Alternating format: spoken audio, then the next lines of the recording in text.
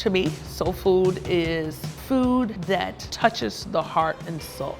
It is traditional African American cuisine. It was a term used to make us gather, to bring us together, and to give us pride in what we had and what we were doing.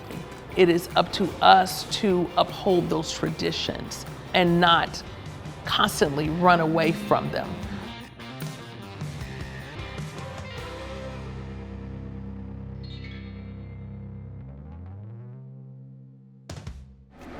So the dish we're going to start out with now is the collard green tortellini. It's going to be served with the smoked pork hock. We're going to start with the pork hocks. You have to be careful with them because they do have a tendency when they are pre-smoked to be a little bit salty. The biggest misconception about soul food is that it is unhealthy, not good for you, and that it's garbage, that it's trash. It's just not true. There are so many variations of greens, but one that's super true to the South is the collard green.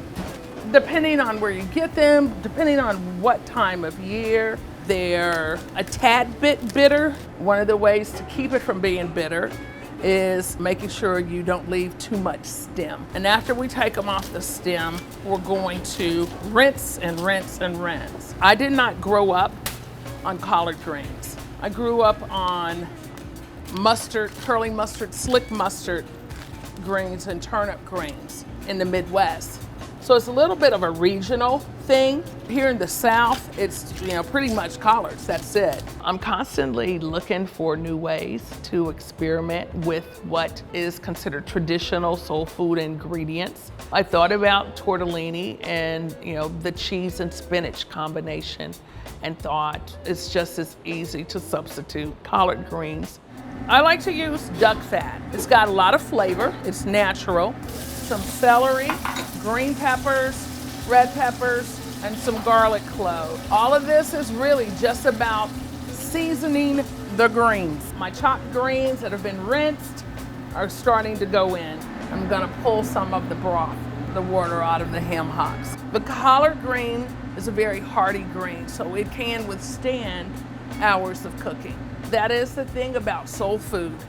People think that it's very simple, it's easy, but the techniques are techniques that have been handed down through generations, and it's really nothing that's very simple about it, not at all. I view the food of the South really as soul food, because I think the people who were making it originally were Black people.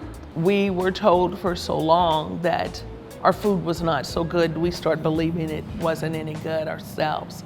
Now we've gone full circle and we're understanding what makes food great. So the collard greens ready.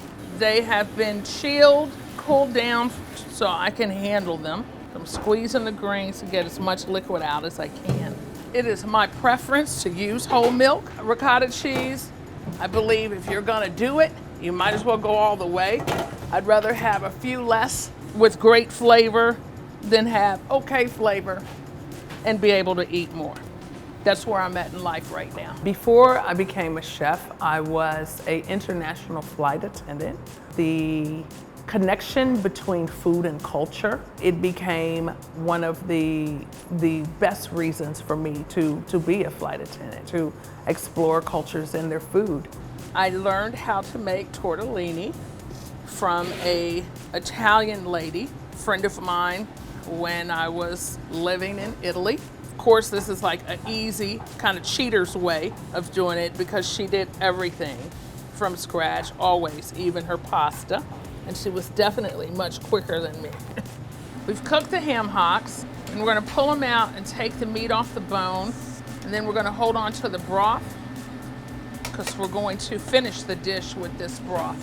We all progress, and so does our food. And it's no different with soul food. It smells amazing, doesn't it? Yeah. So that's her ham hocks, all chopped up. I'm gonna take the skin, I'm gonna clean up a little bit of the fat on the skin, and then I'm gonna deep fry it. Am I scared of the oil popping? No. It's like if I'm gonna be scared, it's no place in the kitchen. I tell people all the time I don't have tattoos, but look at me. I got burns everywhere. They're a little bit different. They're not very colorful, but I definitely own, these are the story of my life. We're gonna go ahead, drop the tortellini.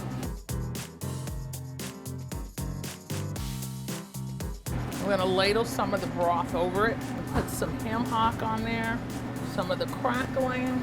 So that's the collard green tortellini with the smoked pork hock, the pork broth, and a little bit of crispy pork skin on top. This is red bucket chitlins, or chitterlings. Chitlins are the intestines of pigs, and we are about to clean them. You can buy these pre-cleaned, but this is the old-fashioned way of doing this. They have a terrible smell while they're cleaning and even while they're cooking. So we've dumped the chitlins in the sink, and then we're gonna put some water, add some water to the sink of the chitlins, and just rinse them off. That's how we're gonna get them started. So this is a long intestine. It's not the most attractive looking thing either. And they're not really attractive when you cook them. Offal cuts, in my opinion, they represent survival. They were cast-offs thrown away, but you know, the less fortunate, the slaves, that was all they had to survive. And they were so creative in taking an intestine and cleaning it and adding spices and veggies and herbs to it. You know, it's kind of a rite of passage. My mom taught me, her mother taught her. You see her outside, she looks fairly clean, and then the inside, which is a hot mess. The thing about this too is there's a calmingness to it. It's kind of therapeutic. This also works a little better when Aretha Franklin's playing and you got a cold beer. You know, when I think of the culinary history of America, I will argue with people that the South represents really the beginning of the culinary world for American people, and primarily devised from the people who were cooking it, which were slaves, you know, forced to be here and forced to cook for their masters.